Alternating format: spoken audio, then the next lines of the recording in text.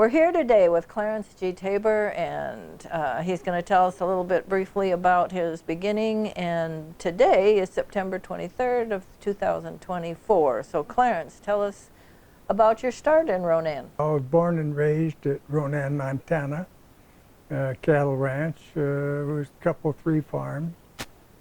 Kept us busy, haying for 100 plus cattle, band of sheep, a whole lot of chickens, and a herd of ducks.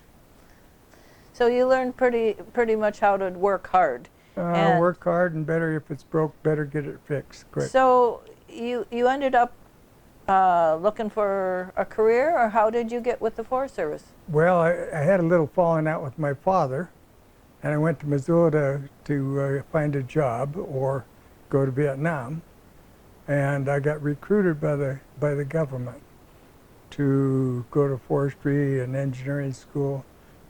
Not only did they provide an education, they paid me to attend. So you went to engineering school? Engineering school and forestry school, 52 weeks, 8 hours a day, full pay. In Missoula? Yes. And so you were there for a couple of years? Yes, it was 2 years, and in between I got a sign I didn't put in for the Helena National Forest, but they sent me to the Helena National Forest, and they always picked my supervisor. So the first place you worked was in Helena? I worked for the Helena National Forest and the first summer, and I came back for the second summer.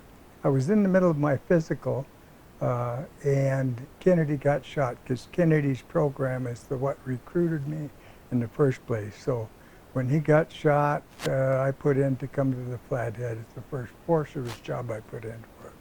And Kennedy had a program, the CCC program. No, it wasn't the CCCs. They were going to restart the CCCs, but it was the Manpower Development Act that Kennedy had developed. He was going to restart the CC camps. And so that's what you were going to do. That's what I was trained for. And then what happened with that? Well, I went to work on the Flathead National Forest. I could have pursued that, I didn't. I came to the Forest Service, went to work in engineering, and had a very colorful, successful career. So were you in Kalispell? When I came to the Flathead, yes, I worked out of Kalispell. I worked on the Glacier View District, and then I worked at Spotted Bear and Glacier View and Hungry Horse, and I had a variety of assignments.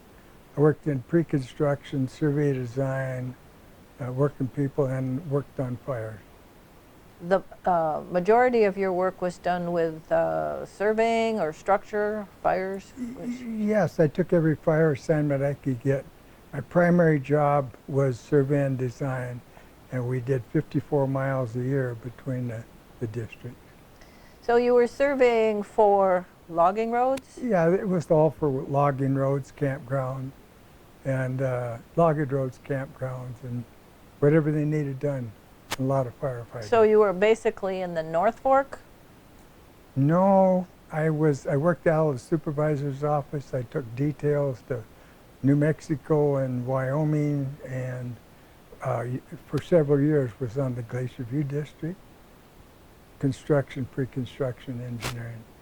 So while you were in Glacier View, was that working basically in the North Fork or South Fork? Or? It was working all three. It was a team, and we had, like I say, the 54 miles to do on the 3 districts.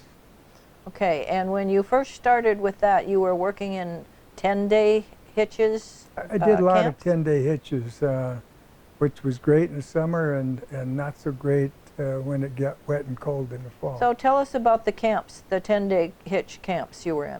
Well, we always had camps, and mule trains brought us in groceries. I was riding motorcycles.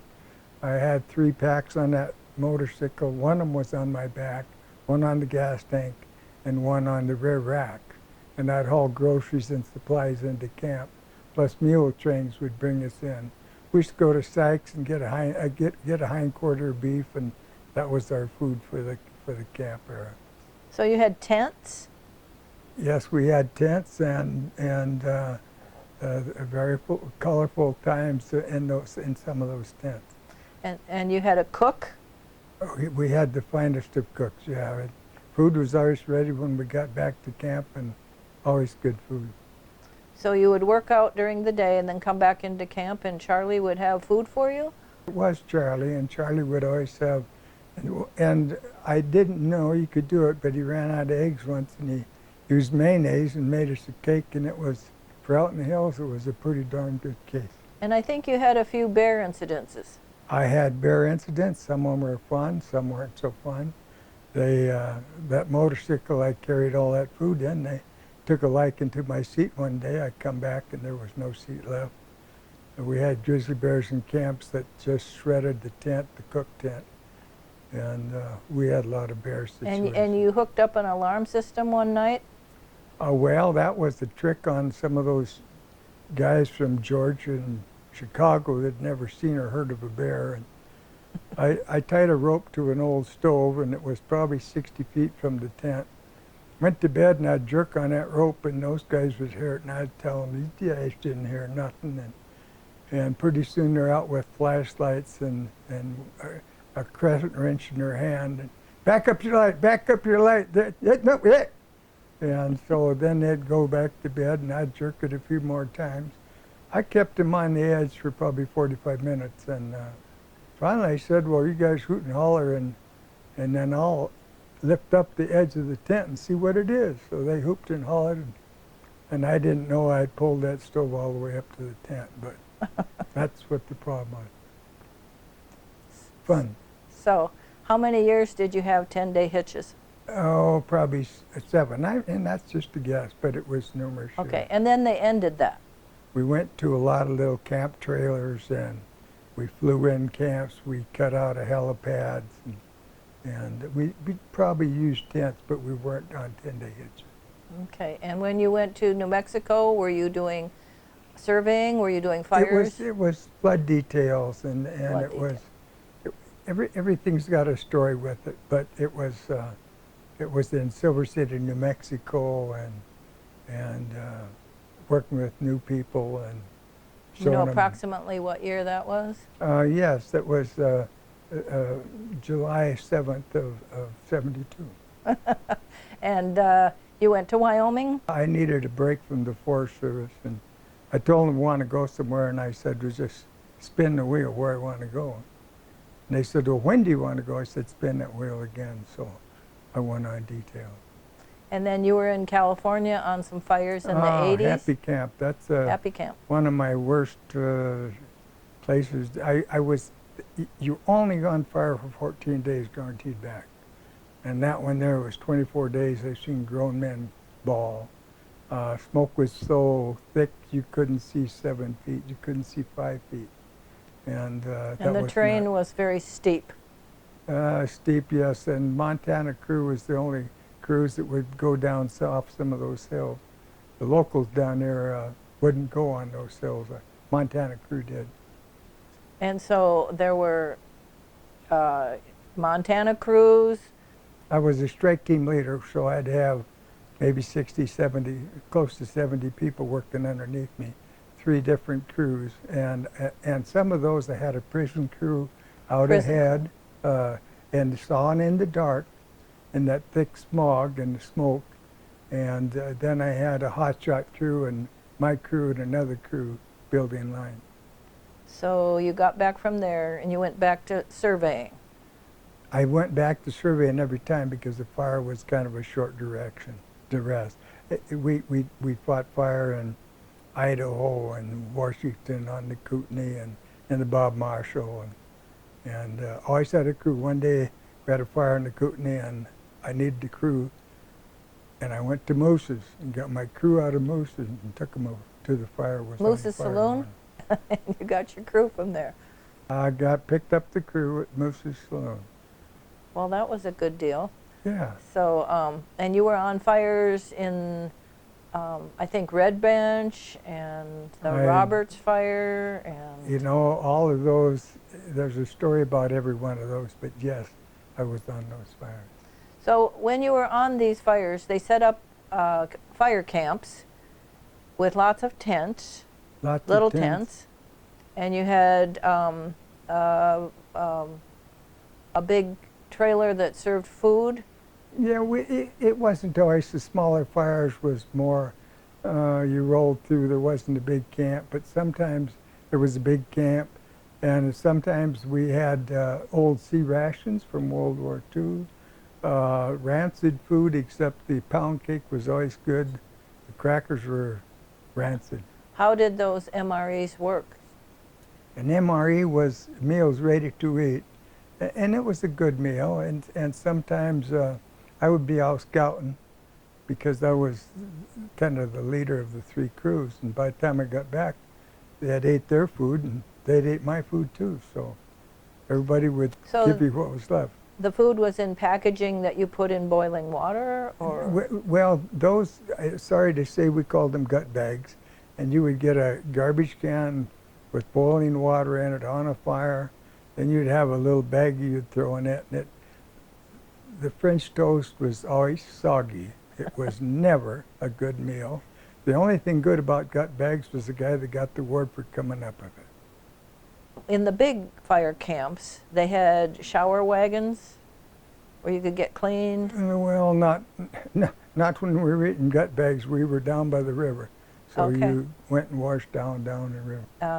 Those fire camps, they made you lunches to take with. Oh my gosh, the fire camps, the real camps, the finest of food. They could feed hundreds of people, and steaks. They had the stove was probably 9 feet long and as wide as a big range. And they would line it with T-bones and start turning them as they went down. So if you wanted well done, you went down at the end. But they served people, solid people coming through, no wasted time, no lost time at all. And they kept you hydrated. Yes, the early fires, they didn't have water. The early fires, they only had soda. And to where I didn't need soda, I didn't like it that sweet. And my sister-in-law sent me a case of Perrier, and it was well received. And then the beer companies actually canned water for us and provided Coors and Budweiser. Provided the water. Yeah, it Canned was water. canned. It was canned water in their cans. And about what year was that? Oh, that was probably 75 or something in there. It was the transition happened in Happy Camp, California. Okay.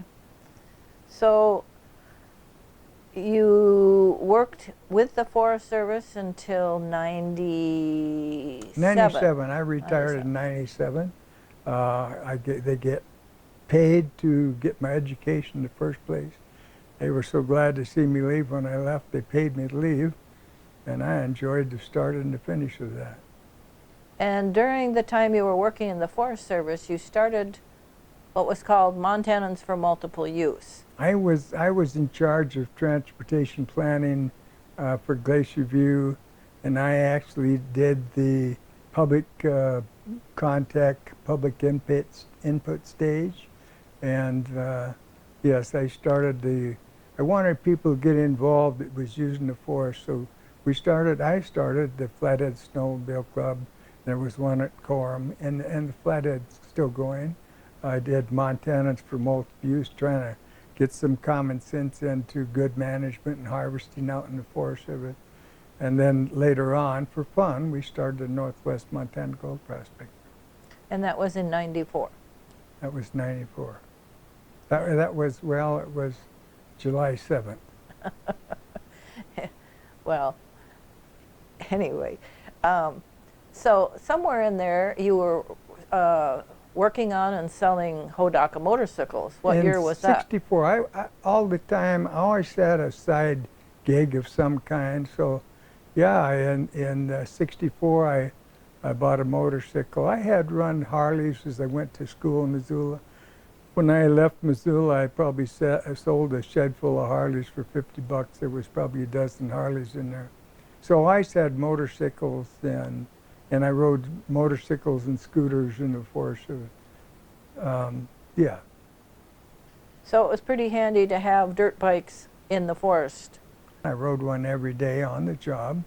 They paid me to ride it every day. I rode in the winter because we were building new roads, and I always had some fresh dirt to ride on. I rented about 6 motorcycles to the government, besides mine that I was riding. And probably 40 people in the Forest Service bought motorcycles from me. I sold Hodaka motorcycles also and snowcats. Okay, and what was your favorite memory from the Forest Service in those 34 years? You know, everything was a famous memory or favorite memory for me. I liked going on fires because there was the least amount of politics there. You had a lot of people underneath you. You were in charge of their health and safety and supposed to put the fire out too, which we worked as hard as we could. But that was real rewarding for me. And what was the worst time you had? Was that in Happy Camp or? Happy Camp was a terrible place. It was so cold. Like I said, a flashlight was an advantage at 5 o'clock in the afternoon. There was no spot in the sky where the sun was. And it was so thick and foggy. And in the morning, the school buses all start their engines so the bus driver could get warmed up, which would asphyxiate the rest of us trying to sleep on our sleeping bag. So you Have were to breathing. go in and get oxygen in the morning just to get a clear head. So you were breathing the smoke, and Yes, and they didn't have a mask. They brought in a smoke tester and it choked and died. yeah. So that was probably your worst time. But good food. Then, I don't remember what year, but they started closing most of the roads that you had put in. One person decided that these roads should be closed. Publicly, somehow they had predetermined that because they started closing all of them at the same time. They used to have the roads maintained. We had a lot of timber sales. We sold a lot of timber, the Flathead did. And those timber sales paid to have the roads maintained, and they paid to go out and replant, improve the forest. That was all paid for by the logging industry. And when they shut that down, they shut it down.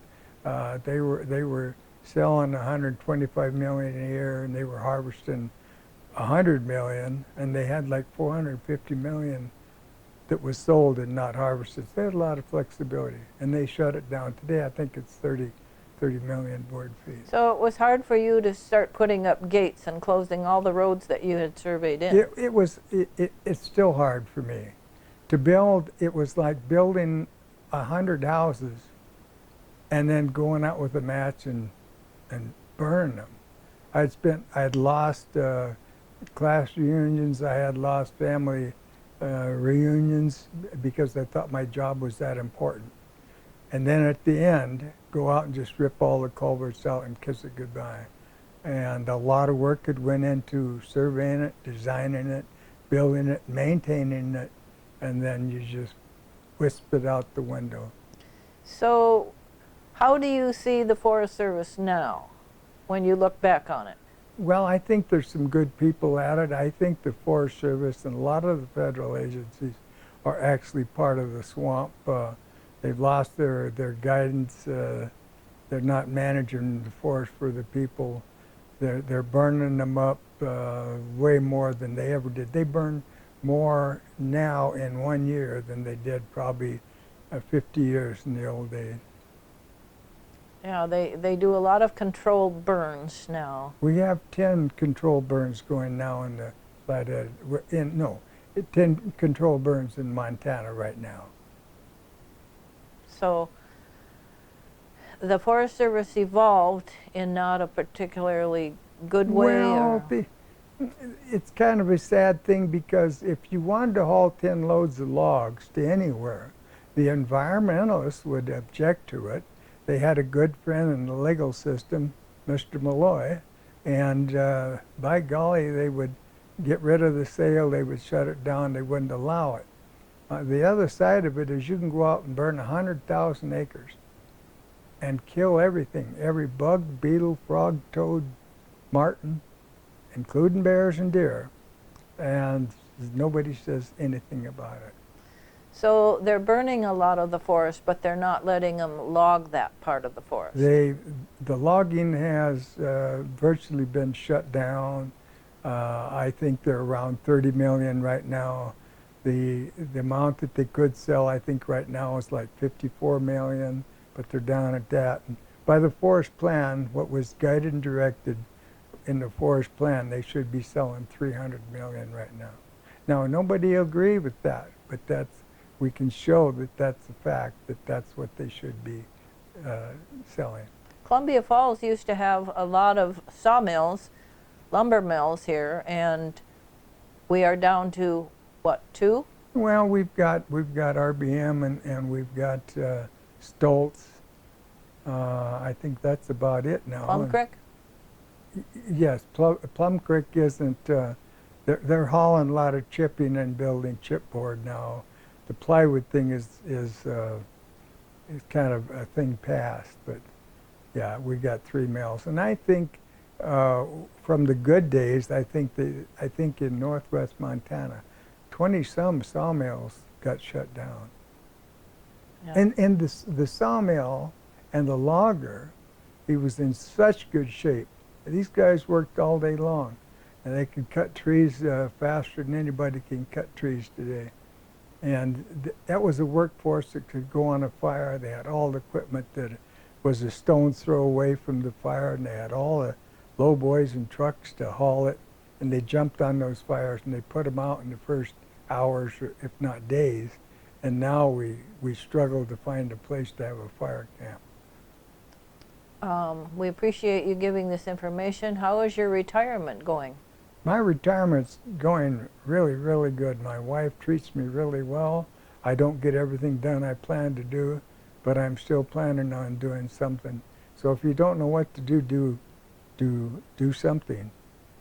Anything's better than not. And if you don't get started, you're probably not going to finish. Well, thank you very much for your information. Oh, you're very welcome. And is there anything you'd like to add? Well, I just enjoy visiting with you.